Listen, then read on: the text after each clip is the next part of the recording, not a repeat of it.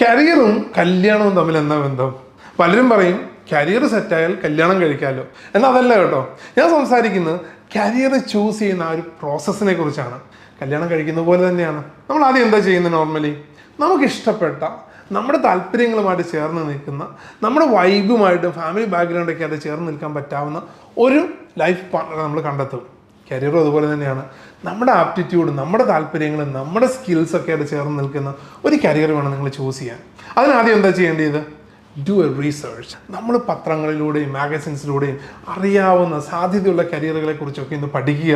ഇതിലേതാണ് എനിക്ക് മാച്ചാവുന്നതെന്ന് ഐഡൻറ്റിഫൈ ചെയ്യുക. അത് ചെയ്യുന്ന ആളുകളുമായിട്ട് നിങ്ങൾ സംസാരിക്കണം, അതായത് ആ ജോലിയിലുള്ള ആളുകളുമായിട്ട്. ഫോർ എക്സാമ്പിൾ, വിവാഹ ജീവിതത്തിലേക്ക് കടക്കുന്നതിന് മുമ്പ് വിവാഹിതരായ ആളുകളുമായിട്ട് നിങ്ങൾ ഇൻട്രാക്ട് ചെയ്യാറില്ല അവരുടെ അനുഭവങ്ങളെക്കുറിച്ച്. ജോലിയിലും ഇതുപോലെ തന്നെ ചെയ്യണം. ഇങ്ങനെ സിസ്റ്റമാറ്റിക്കായിട്ട് കരിയർ ചൂസ് ചെയ്താൽ നിങ്ങളും നിങ്ങളുടെ ജോലിയിൽ ഒരു സൂപ്പർ സ്റ്റാർ ആവും. All the very best.